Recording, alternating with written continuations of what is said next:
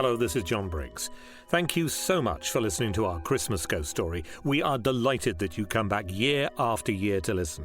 But now you don't have to wait a full 12 months to listen to another ghost story.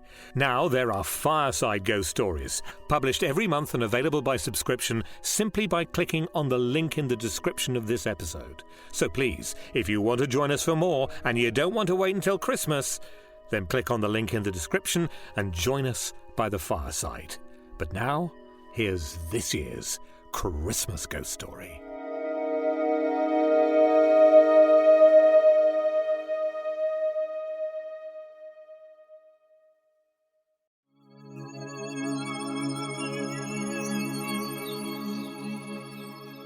Well, how nice of you to turn up. Welcome to our Christmas ghost story for this year. Once more, a fireside, a cup of something mellow and warming, and we unlock the box that will make the hairs on the back of your neck stand up this Christmas. The story is by a man called W. Jacobs, and it's called Jerry Bundler.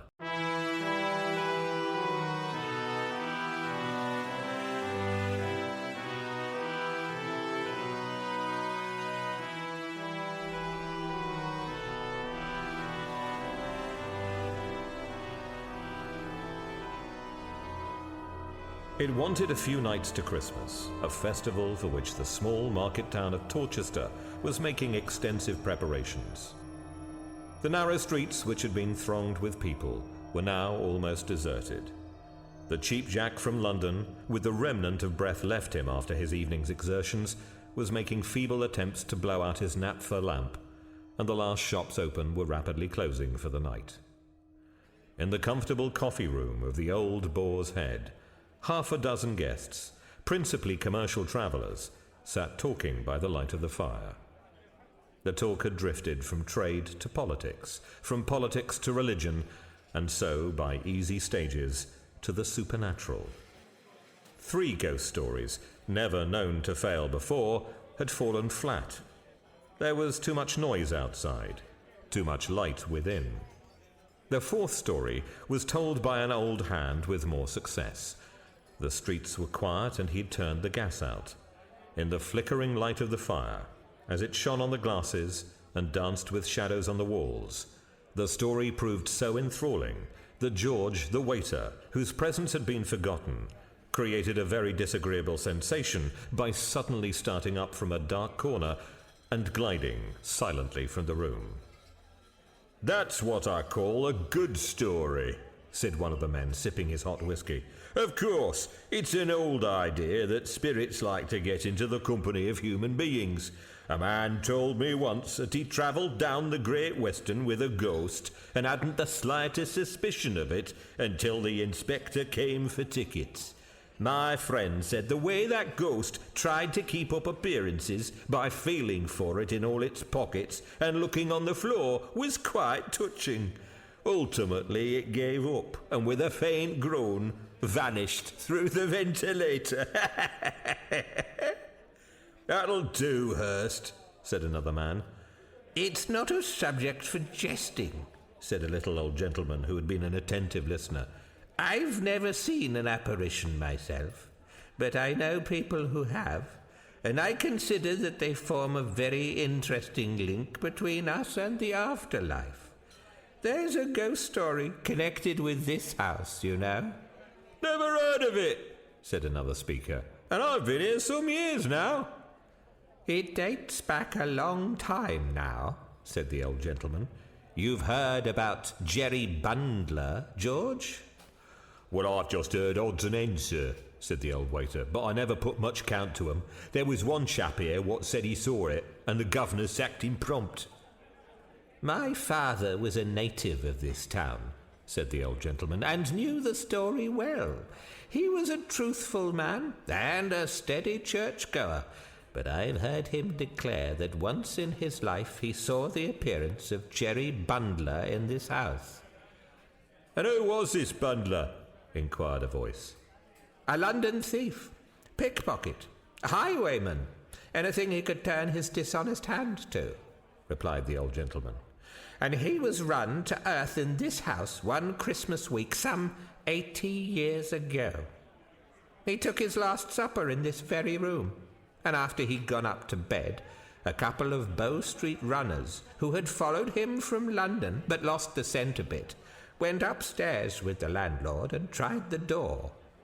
It was stout oak and fast, so one went into the yard and by means of a short ladder got onto the window sill while the other stayed outside the door.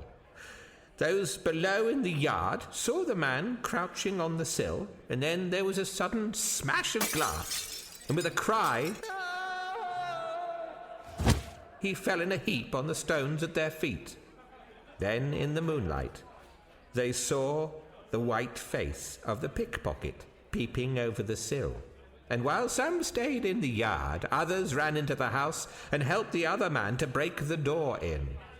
It was difficult to obtain an entrance even then, for it was barred with heavy furniture. But they got in at last, and the first thing that met their eyes was the body of Jerry dangling from the top of the bed by his own handkerchief. Which bedroom was it in then? What bedroom? asked several voices together. The narrator shook his head. That I can't tell you. But the story goes that Jerry still haunts this house, and my father used to declare positively that the last time he slept here, the ghost of Jerry Bundler lowered itself from the top of his bed and tried to strangle him. That'll do, said an uneasy voice. I wish you'd thought to ask your father which bedroom it was. What for? inquired the old gentleman. Well, I should take care not to sleep in it, that's all, said the voice shortly. There's nothing to fear, said the other. I don't believe for a moment the ghost could really hurt one. In fact, my father used to confess that it was only the unpleasantness of the thing that upset him, and that for all practical purposes, Jerry's fingers might have been made of cotton wool for all the harm they could do. Well, that's all very fine, said the last speaker again. A ghost story is a ghost story, sir. But when a gentleman tells a tale of a ghost in the house in which one is going to sleep, I call it most ungentlemanly. Pooh! Nonsense, said the old gentleman, rising. Ghosts can't hurt you. For my own part, I should rather like to see one. Good night, gentlemen. Good night, Good night, said the others. And I only hope Jerry'll pay you a visit, added the nervous man as the door closed. Bring some more whiskey, George, said a stout commercial. I want keeping up when the talk turns this way. Shall I light the gas, Mr. Malcolm? said George. No, the fire's very comfortable, said the traveller. Now, gentlemen, any of you know any more? Oh, I think we've had enough, said another man. We shall be thinking we see spirits next, and we're not all like the old gentleman who's just gone. Old humbug, said Hurst. I should like to put him to the test. Suppose I dress up as Jerry Bundler and go and give him a chance of displaying his courage. Bravo, said Malcolm huskily, draining one or two faint no's. Just for the joke, gentlemen. No, drop it, Hurst, said another man. Only for the joke, said Hurst somewhat eagerly. I've got something upstairs in which I'm going to play in the rivals, knee breeches, buckles, and all that sort of thing. If you'll wait a bit, I'll give you a full dress rehearsal entitled Jerry Bundler or the Nocturnal Strangler. You won't frighten us, said the commercial with a husky laugh. I don't know that, said Hurst sharply. It's a question of acting, that's all. I'm pretty good, ain't I, Summers? Oh, you're all right for an amateur, said his friend, with a laugh. I'll bet you a level sov you don't frighten me, said the stout traveller. Done, said Hurst. I'll take the bet to frighten you first, and the old gentleman afterwards. These gentlemen shall be the judges. You won't frighten us, sir, said another man, because we're prepared for you. But you'd better leave the old man alone. It's dangerous play. Well, I'll try you first, said Hurst, springing up. No gas, mind. He ran lightly upstairs to his room, leaving the others, most of whom had been drinking somewhat freely, to wrangle about his proceedings. It ended in two of them going to bed. "He's crazy on acting," said Summers, lighting his pipe. "Thinks he's the equal of anybody almost. Doesn't matter with us, but I won't let him go to the old man, and he won't mind so long as he gets an opportunity of acting to us." "Well, I hope he'll hurry up," said Malcolm, yawning. "It's after 12 now."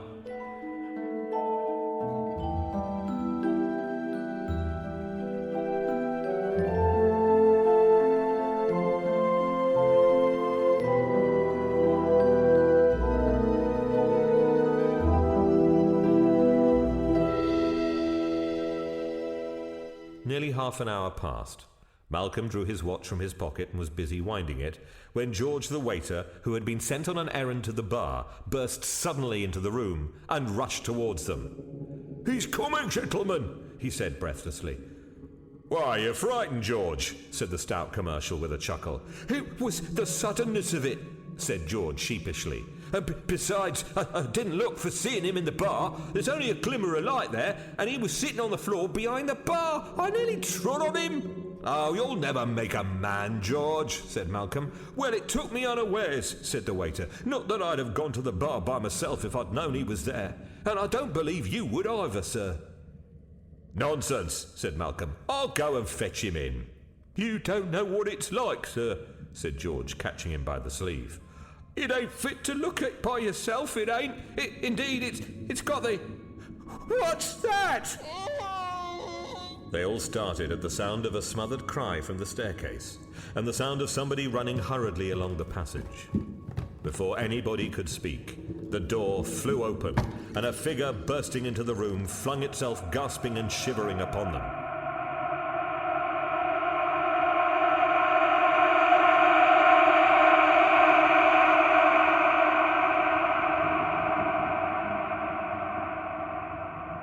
"What is it? What's the matter?"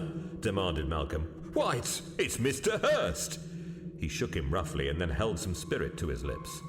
Hurst drank it greedily, and with a sharp intake of his breath gripped him by the arm. "Light the gas, George," said Malcolm. The waiter obeyed hastily. Hurst, a ludicrous but pitiable figure in knee breeches and a coat, and a large wig all awry, and his face, a mess of grease paint, clung to him trembling. "Now what's the matter?" asked Malcolm.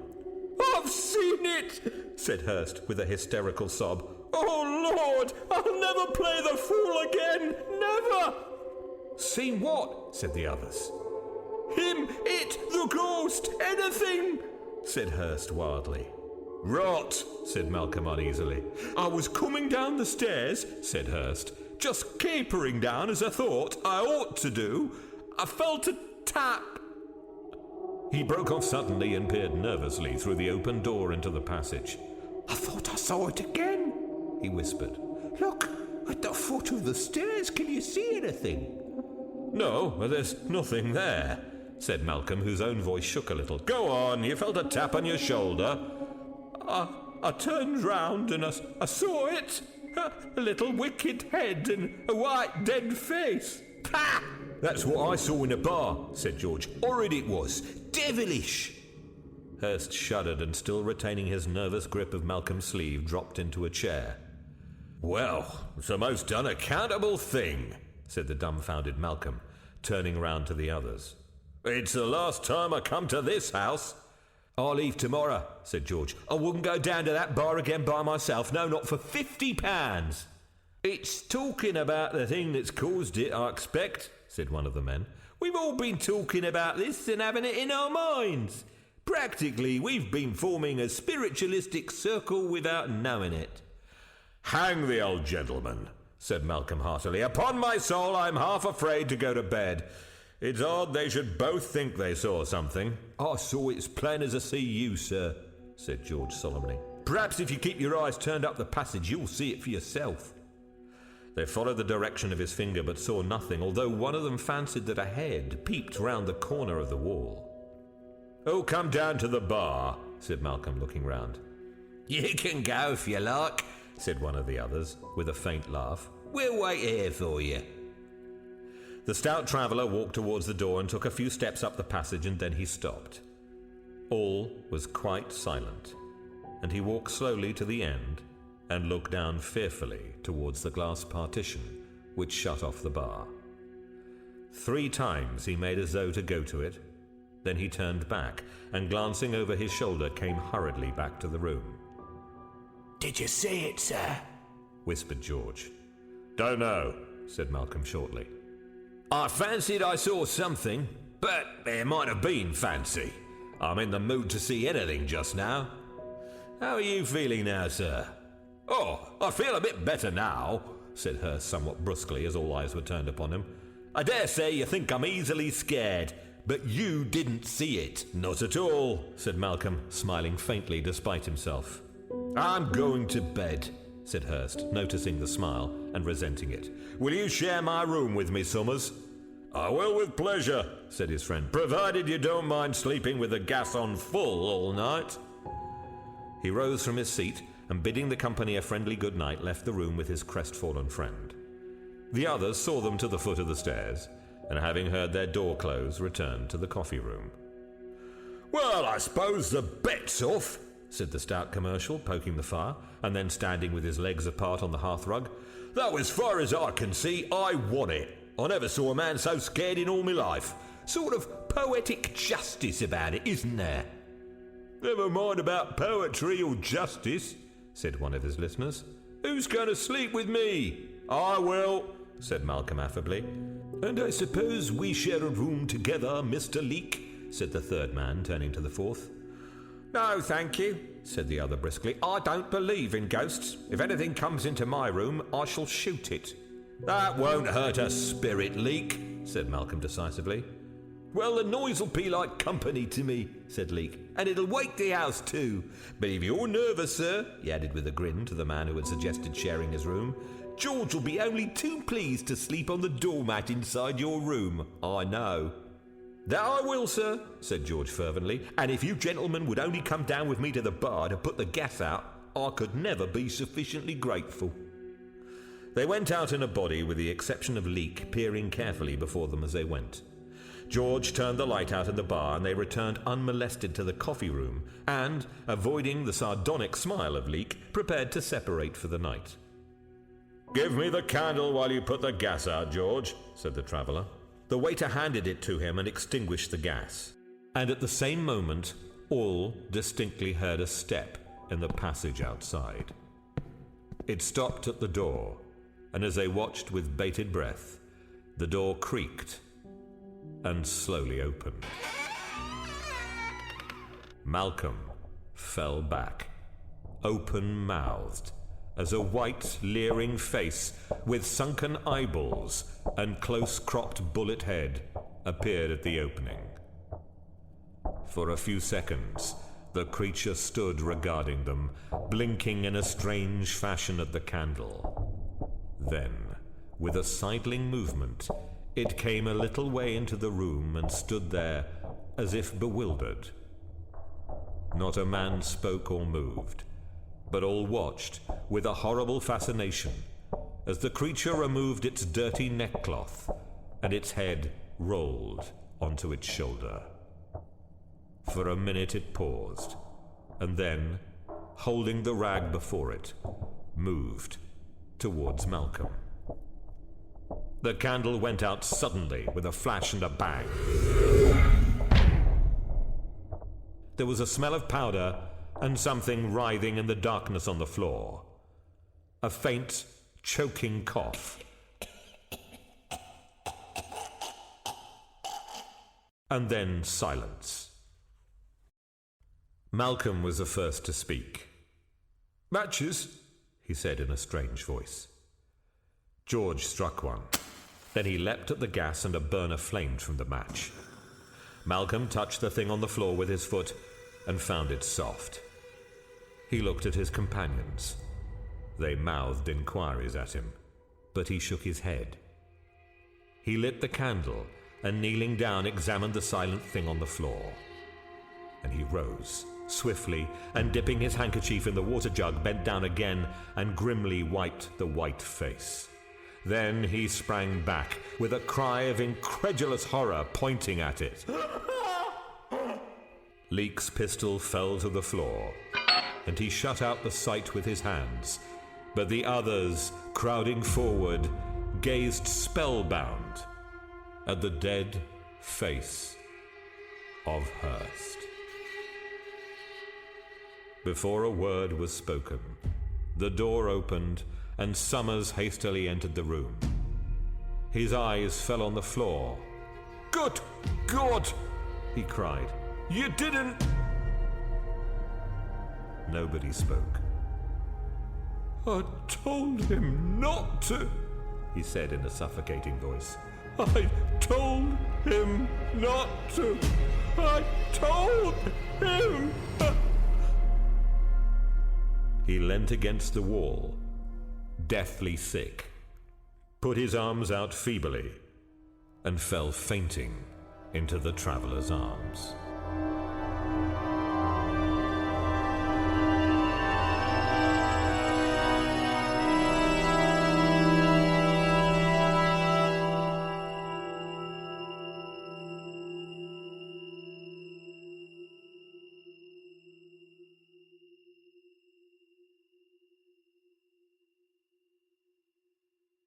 Did you enjoy that particular episode? Well, we do hope you did.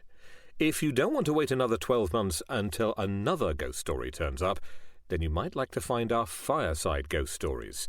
Click on the link in the show description to subscribe to Fireside Ghost Stories, which we think you'll enjoy just as much. Once again, thank you for listening. This has been a Show Stealers production. Show Stealers, putting the awe into audio.